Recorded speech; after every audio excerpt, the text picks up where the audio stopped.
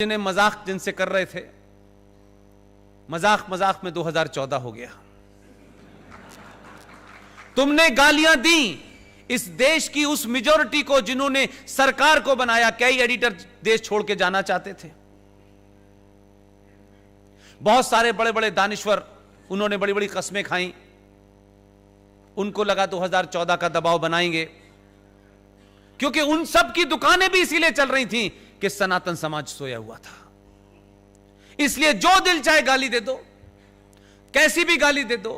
कोई भगवा आतंकवाद कह रहा है, कोई भगवा रेप कह रहा है, इस फ्री फॉर ऑल। लेकिन आपने पहली बार नोटिस लेना शुरू कर दिया। जिसने भगवा आतंकवाद की थ्योरी को जन्म दिया, कमाल, यही तो डर है उन्हें। यह बड़ा आदर्शवादी समाज है। हम आदर्श आज भी बड़े बड़े रखते हैं, हम हर छोटी बात में बड़े आदर्शवादी हो जाते हैं। आदर्श वहीं चलता है जहां आदर्श समाज होता है। जब समाज भीड़ तंत्र में तब्दील हो गया हो, जंगल राज में तब्दील हो गया हो, कोई सुप्रीम कोर्ट की ना सुन रहा हो, कोई पुलिस की ना सुन रहा हो, ऐसे में आदर्शवाद अपने घर पे रख के आइए। लिहाजा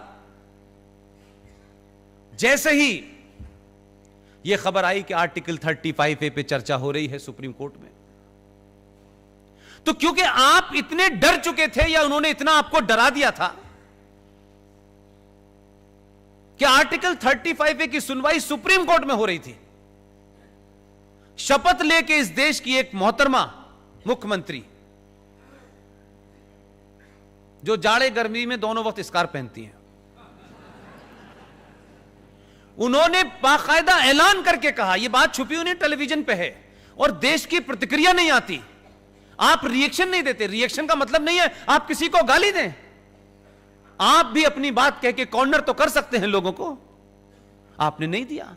उसने कहा आर्टिकल 35 से छेड़छाड़ की गई तो जम्मू कश्मीर में कोई तिरंगा को कंधा देने वाला नहीं मिलेगा। एक मुख्यमंत्री शपथ लेके कहती है, लेकिन इस देश में प्रतिक्रिया नहीं होती, क्योंकि वो एक पैरेलल सत्ता है। उनको कुछ नहीं कहना है। उनको आप कहेंगे तो कम्युनल हो जाएंगे, एंटी मुस्लिम हो जाएंगे, और फिर तरह तरह की बातें शुरू हो जाएंगी।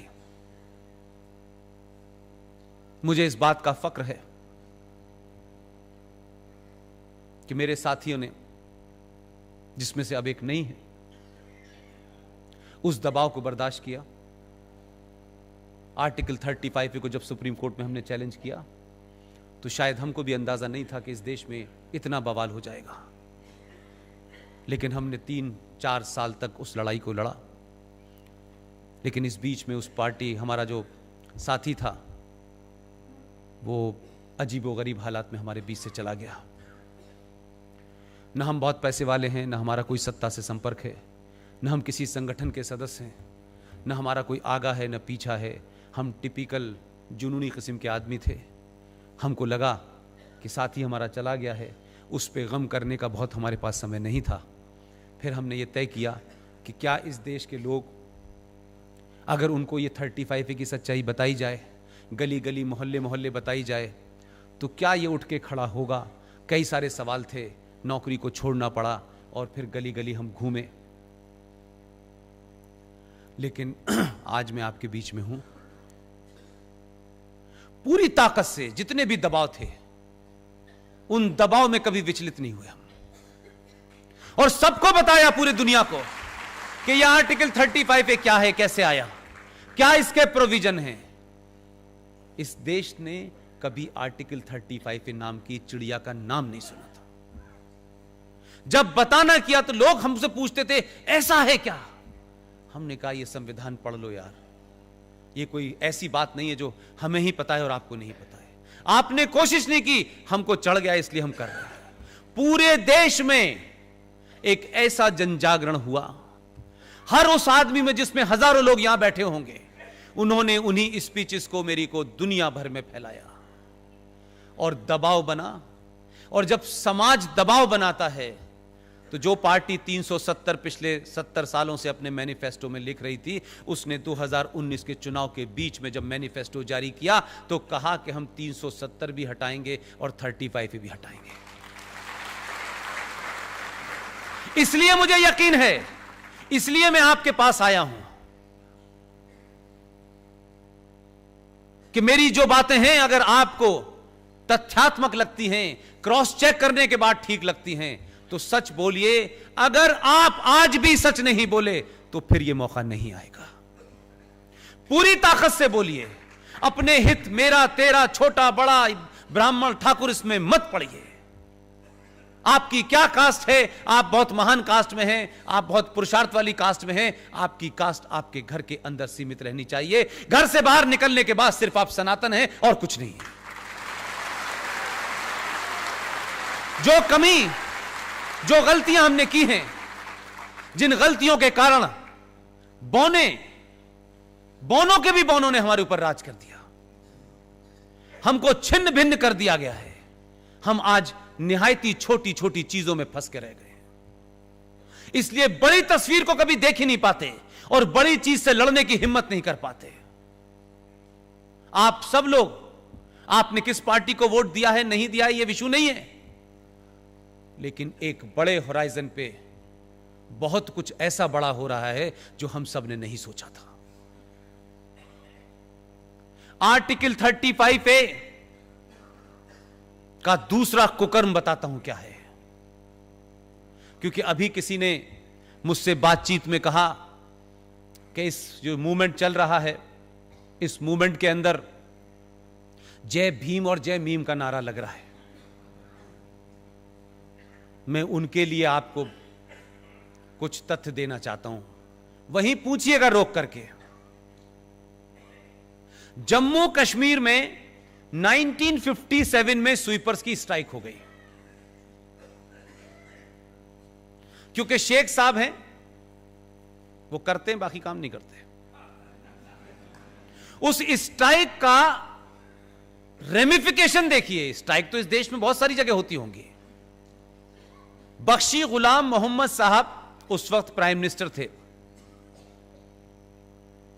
उन्होंने अपनी कैबिनेट के 2 लोगों को भेजा कि शहर में महामारी फैल गई है, पूरे राज्य के हालात खराब हो गए हैं। हिंदुओं में एक कोई कम्युनिटी होती है वाल्मीकि,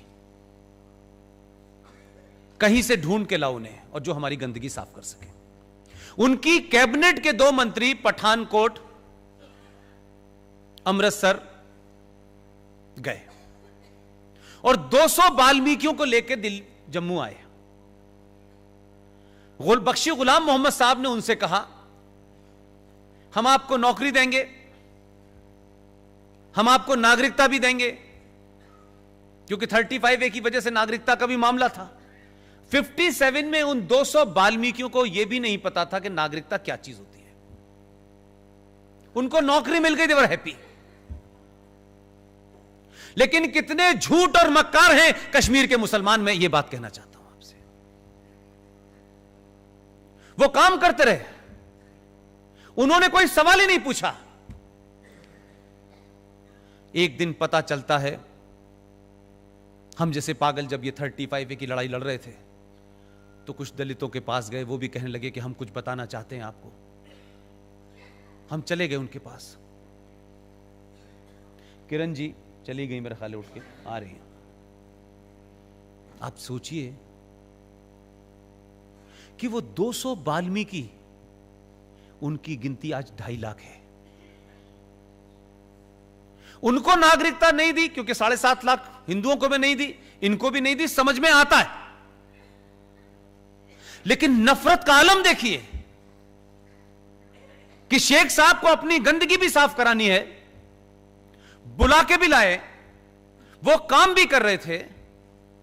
लेकिन आपने जम्मू कश्मीर के संविधान में एक एग्जीक्यूटिव ऑर्डर पास किया जो देश को नहीं बताया। कश्मीर में किसी तरीके से इसका प्रचार ना हो जाए उसको नहीं बताया। मेरा गुस्सा उन लोगों से है जो कश्मीर की विधानसभा में उन मुसलमानों के अलावा जो कुछ हिंदू थे, उन्होंने क्यों नहीं बताया।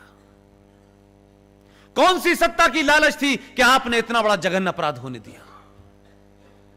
जम्मू कश्मीर के संविधान में एक एग्जीक्यूटिव ऑर्डर पास हुआ और उस एग्जीक्यूटिव ऑर्डर में क्या कहा गया और उसे पास करके रख दिया गया। वो एग्जीक्यूटिव ऑर्डर यह था कि ये 200 जो वाल्मीकि आए हैं, ये जम्मू कश्मीर में रह सकते हैं, ये जम्मू कश्मीर में नौकरी कर सकते हैं,